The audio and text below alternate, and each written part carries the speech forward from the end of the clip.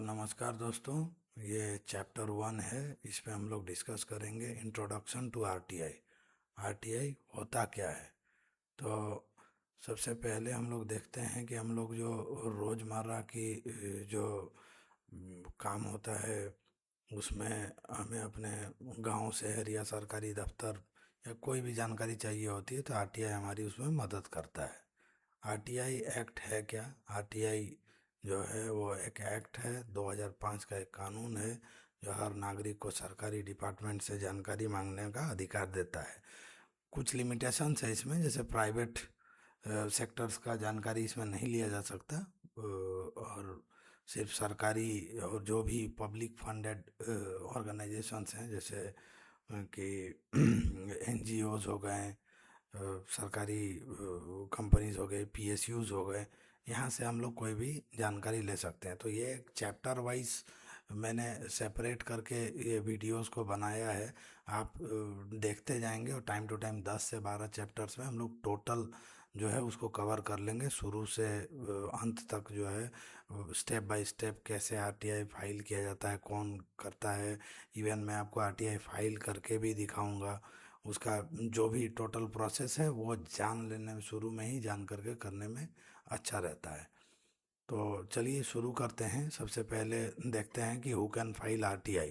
तो RTI file कौन कर सकता है? कोई भी इंडियन सिटीजन है वो इसको फाइल कर सकता है। तो इसमें कोई एज लिमिट, कोई क्वालिफिकेशन नहीं है। फिर भी 18 ईयर्स एंड अबव के जो लोग होते हैं उनको ही करना चाहिए, सो दैट आपका जब आप आगे प्रोसीड करेंगे तो जा करके, इसमें शुरू में तो कोई नहीं मांगता है कि क्यों चाहिए, क्या चाहिए, ये नहीं है। बट जब आगे प्रोसीड करेंगे, सेकंड अपील, थर्ड अपील या कोर्ट तक जाने का नौबत आएगा तो फिर एज वहाँ पर ज़रूरत पड़ता है। ठीक है। तो आप इंडिविजुअली भी फाइल कर सकते हैं, ग्रुप में बन के भी भर सकते हैं। फॉरेन सिटीजन जो हैं, एनआरआईज हैं, वो लोग आरटीआई फाइल नहीं कर सकते हैं। ठीक है। हालांकि इसको फाइल करने के लिए कोई आईडी कार्ड या इसका ज़रूरत नहीं पड़ता है, बट फिर भी आगे जब आप जाएंगे तो फिर ज़रूरत पड़ेगा। तो पर्पस ऑफ फाइलिंग आरटीआई, क्या पर्पस है, क्यों हम लोग फाइल करते हैं? तो कुछ छोटे छोटे एग्जाम्पल्स लेकर के मैं समझाता हूँ। हालांकि ये कोई लिमिट नहीं, इसका बहुत बड़े बड़े जो करप्शंस हैं वो सब इसमें एक्सपोज हो सकते हैं और बहुत बड़ा बड़ा जानकारी भी ले सकते हैं। But just for learning purposes ये सब जो है आप देख सकते हैं। जैसे फॉर एग्जांपल कोई गवर्नमेंट का फंड है, कहाँ पर यूज़ हो रहा है, ये आप पूछ सकते हैं।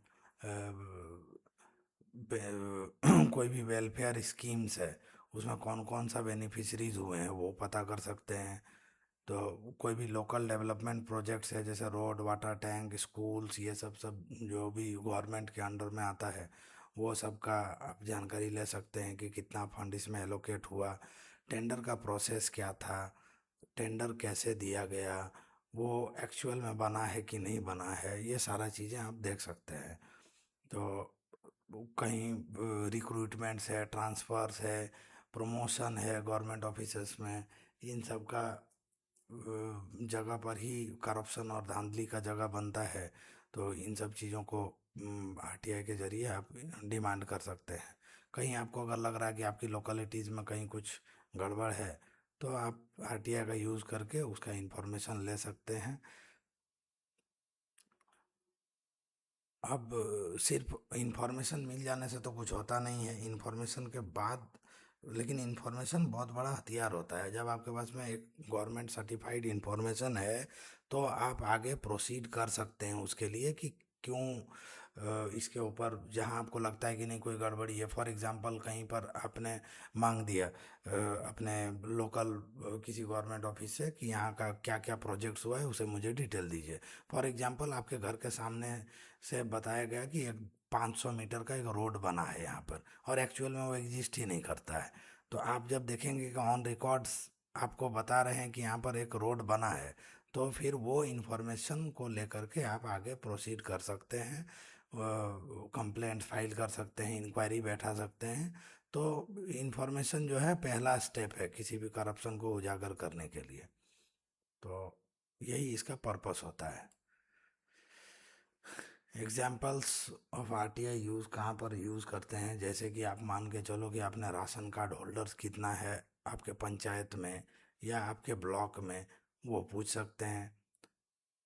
किसी हाउसिंग स्कीम जैसे प्रधानमंत्री आवास योजना या इंदिरा आवास, इस तरह का जो योजनाएं होते हैं जहाँ गरीबों को या होमलेस लोगों को घर दिया जाता है गवर्नमेंट स्कीम के थ्रू, तो वहाँ पर आप पूछ सकते हैं कि ये हाउसिंग स्कीम में कितना पैसा सैंक्शन हुआ, वो एक्चुअल में वो घर बना है कि नहीं बना है। कभी कभी आप देखेंगे कि अपने एरिया में 200 लोगों को घर मिला हुआ है, एक ही फोटो को डाल डाल करके वो बताते रहते हैं एक्चुअल में 50 ही घर बने होंगे, लेकिन 150 या 200 ऑन रिकॉर्ड है।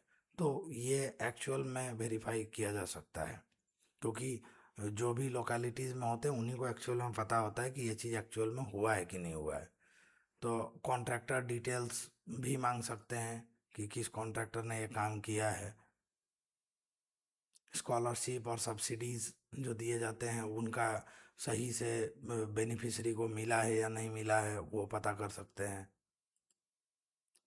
की पॉइंट, इसमें एक लिमिटेशन है, ये हम लोग जब ड्राफ्टिंग करेंगे नेक्स्ट चैप्टर्स में तब हम लोग देखेंगे कि इसमें आरटीआई में आप इंफॉर्मेशंस मांग सकते हैं, लेकिन आरटीआई में क्वेश्चंस नहीं पूछा जाता है।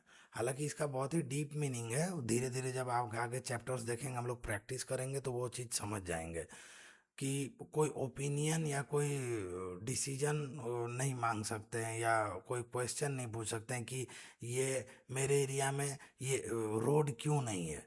हो सकता है कि आपके एरिया में कोई रोड नहीं है, बहुत पहले रोड बना होगा, अभी वो रोड ही नहीं है, टूट गया है, फूट गया है।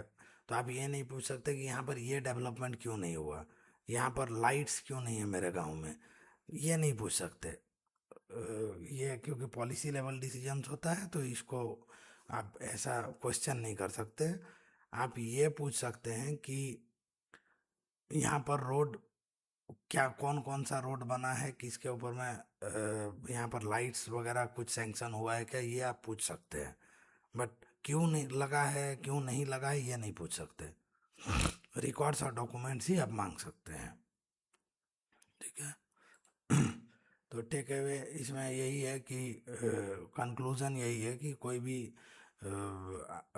इंडियन सिटीजन है वो आरटीआई में डिमांड कर सकता है इंफॉर्मेशन का, ट्रांसपेरेंसी के लिए और अकाउंटेबिलिटी के लिए। ठीक है। तो नेक्स्ट चैप्टर में हम लोग देखते हैं step by step RTI application को ड्राफ्ट कैसे करते हैं। पहले ड्राफ्टिंग सीखेंगे, फिर उसका फाइलिंग सीखेंगे। तो